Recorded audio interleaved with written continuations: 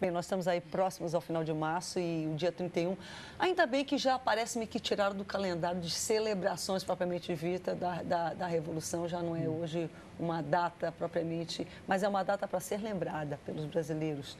Muitas vezes, quando se postula, alguém fala, vamos voltar para os militares. Cuidado quando você ouvir alguém dizer isso, vá pesquisar muito melhor. Nada contra os militares, eu acho que nós precisamos deles, precisamos de tudo que o nosso país tem, mas cada coisa no seu lugar, de forma democrática e legal, porque muita ilegalidade foi cometida durante a ditadura, o período da Revolução, da ditadura militar.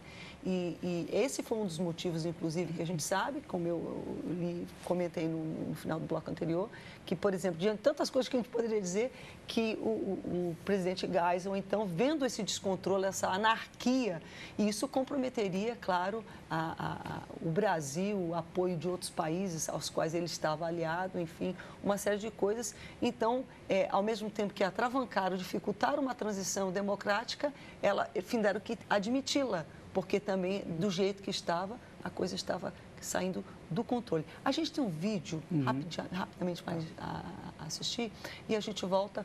Praticamente essa altura é para cada um mesmo comentar, a gente já começar para a finalização do programa. Vamos lá. O relatório final da Comissão Nacional da Verdade foi um passo muito importante para os direitos humanos no Brasil. Ele não é nem o início, nem o final da luta por verdade, memória e justiça com relação à ditadura, mas é um avanço significativo. E para a Anistia Internacional, ele é um marco particularmente relevante, porque nós acompanhamos toda essa luta no Brasil, desde o golpe militar de 64, passando por todo o trabalho durante a ditadura, né? E é muito gratificante ver que esses esforços estão dando resultados e que o relatório tem nas suas recomendações não só uma compilação muito boa sobre o que é preciso fazer com relação à ditadura, mas também daquilo que tem que ser modificado para a segurança pública no Brasil de hoje, né, para os direitos humanos contemporâneos do nosso país. E, evidentemente, a Comissão Nacional não encerrou esse tipo de mobilização. Nós temos mais de 100 comissões, Brasil afora, seja nos âmbitos estaduais, municipais, ou em organizações da sociedade civil, como sindicatos, universidades, o que for. Então, o lançamento do relatório da Comissão Estadual do Rio de Janeiro também é muito importante nessa história toda, porque a Comissão do Rio foi uma das mais dinâmicas e criativas em todo esse processo e os seus trabalhos influenciaram decisivamente os próprios andamentos da Comissão Nacional da Verdade. Olha, fala de um desafio para um programa, porque nós somamos mais um tema aí de grande importância. A gente tem a questão da Comissão da Verdade, a questão da anistia, mas eu cometi ainda uma falha, porque na volta eu tinha ficado de voltar com o professor Paulo para ele nos dar a definição de democracia do Betinho. Então, antes de qualquer coisa, vamos botar isso, volta no trilho e a gente volta comentando. Mas isso está tudo relacionado, né? Porque em história a gente sabe que o passado, o presente e o futuro estão ligados. Nós é que fazemos uma separação, né? Então, a análise histórica serve, sobretudo, para a gente compreender o que está acontecendo hoje, no mundo e no Brasil. E para a gente construir um futuro, né, melhor para toda a população do mundo, né? Porque não é só do Brasil, da América Latina, é do mundo. Então, o Betinho deu uma grande contribuição, porque ele dizia que a democracia tem que ter 5 elementos. Sem um desses elementos, não existe democracia. Liberdade. Nós precisamos de liberdade. Liberdade é fundamental. Sem liberdade, os homens não conseguem, homens e mulheres não conseguem se desenvolver, criar, produzir coisas novas. Então, ninguém pode dizer não faça, né? Nós temos que estimular, pelo contrário, a liberdade e a criatividade. Segunda coisa é a igualdade. Nós somos iguais, não existe diferença, né? Nem a diferença de gênero, nem de religião, nem de classe social, enfim, muito menos, né? Quer dizer, nós todos somos iguais e temos direitos iguais, direitos e deveres iguais. Nós temos que ser solidários, a solidariedade é um valor universal, nós temos que ser solidários, isso é que nos distingue dos que nós dizemos que não são civilizados ou que são animais, enfim, que não são racionais, né? A outra questão é a tolerância. Olha como a intolerância está produzindo coisas terríveis pelo mundo, destruindo imagens, destruindo culturas milenares que estão sendo destruídas. Destruindo vidas. Destruindo vidas. Né?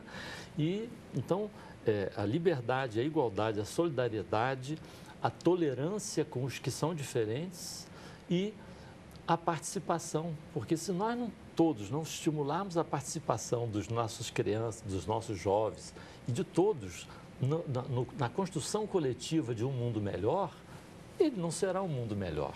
Então, a democracia precisa desses 5 elementos.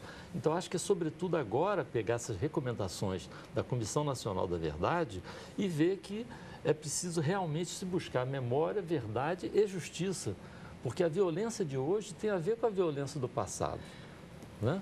A gente só tem 6 minutos e eu sei que você já está preparando para dar, mas deixa eu só ver se eu dou uma curiosidade final que, na verdade, o Carlos tocou. Aliás, cada um de vocês falou, mas acho que o Carlos se deteve mais. De certo modo, como se criou um pouco de dificuldade, porque quando a anistia, da forma que ela foi colocada, ela meio que anula, então, qualquer coisa. Mas eu acho que não. O que ainda pode ser resgatado, apesar da anistia, no sentido de tentar acabar com essa praga existindo no Brasil chamada impunidade. Porque, tipo assim, faz as coisas, mas depois, de alguma forma, vai ser anistiado, não vai dar em nada. Eu vejo que, provavelmente, esse fato histórico, ele só fez reforçar esse problema que nós temos. É um problema da nossa sociedade. Eu acho que existem muitas sociedades, nenhuma é perfeita, mas onde pelo menos a impunidade ela impera menos, que é um grande drama no Brasil.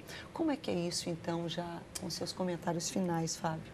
Olha, focando então no tema da lei de anistia, né, que é a pergunta direcionada, agradecendo ao Maurício Santoro e à Anistia Internacional pela contribuição que fizeram no VT.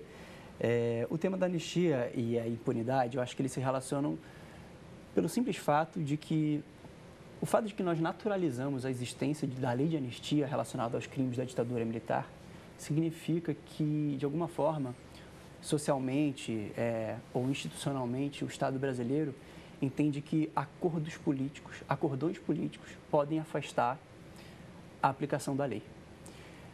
Não existe a menor dúvida de que os crimes cometidos durante a ditadura militar, as violações de direitos humanos cometidas durante a ditadura militar, violavam o direito internacional dos direitos humanos e já aceito pelo Estado brasileiro naquela época. Já naquela época se sabia que não se podia tolerar a prática de tortura, desaparecimento forçado, execução arbitrária, todo tipo de intervenção institucional que foi feita no país. E mesmo assim, os militares o fizeram, sabendo que aquilo podia gerar responsabilidade.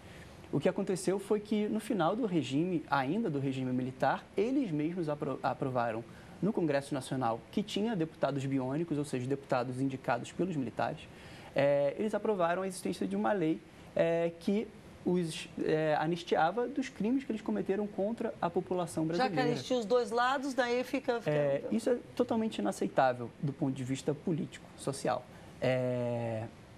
Mas, devido a diversos aspectos que a gente poderia começar a elencar aqui, e o trabalho da Comissão Nacional da Verdade, das Comissões da Verdade, é justamente recomendar mudanças institucionais que façam com que isso não seja tolerado, a existência de uma lei como essa no aspecto jurídico brasileiro, que isso mude, que cause esse tipo de mudança. Então em curso o movimento nesse sentido. Então, a Comissão Nacional da Verdade tem lá quase 30 recomendações e uma delas é a reinterpretação da lei de anistia. A gente tem que lembrar que o Estado brasileiro foi condenado pela Corte Interamericana de Direitos Humanos por aplicar até hoje a lei de anistia, coisa que nossos países vizinhos e irmãos mudaram, a Argentina, o Uruguai, o Chile, o Paraguai, o Peru. Todos os países que vivenciaram ditaduras militares nesse contexto de Guerra Fria, os militares tentaram aprovar a lei de anistias para ficar impunes.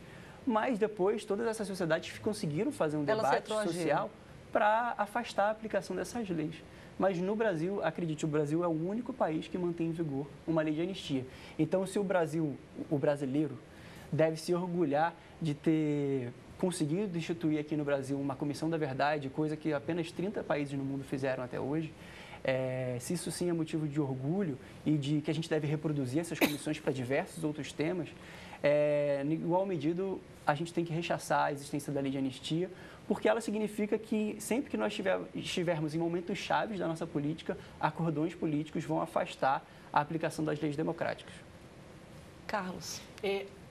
Primeiro, já que estamos pensando, agradecer o convite aos espectadores. Não, já você volta até efetivamente você despedir, mas esse aqui é... Mas a questão da lei da anistia é fundamental, porque, na verdade, a ideia inicial era anistiar apenas os criminosos, os torturadores. E foi uma conquista de um grande movimento democrático que se anistiassem também os presos políticos. Né? Eu quero até deixar uma homenagem, por exemplo, ao meu sogro, Jesus Soto, que foi um dos que fez a greve de fome durante 32 dias, para conseguir que se anistiassem os presos políticos, fossem libertados aqueles que resistiram ao regime de terror que foi imposto. E acho que fazendo uma ponte com a realidade atual, o Brasil é o único país que depois de uma ditadura aumentou o número de torturas. Porque a tortura não... É uma cultura, ela se né? generalizou. Ela era uma tortura que acontecia centralmente sobre os presos políticos e como não houve a punição dos torturadores do regime, Exatamente. ela se tornou uma prática comum nas cadeias, nas penitenciárias, país afora. Né? Sobre os criminosos comuns, digamos assim, que também são vítimas de uma herança maldita que é deixada por essa ditadura e que permanece de concentração de renda, de concentração de terra, de falta de acesso à educação, à saúde, né? Uma herança que nós ainda não conseguimos romper, infelizmente. Eu acho que esse comentário final, ele sintetiza de uma forma perfeita qual é o impacto de um evento como esse sobre uma sociedade e como uma sociedade, então, não pode ignorar a história. Não. Ela tem que rever.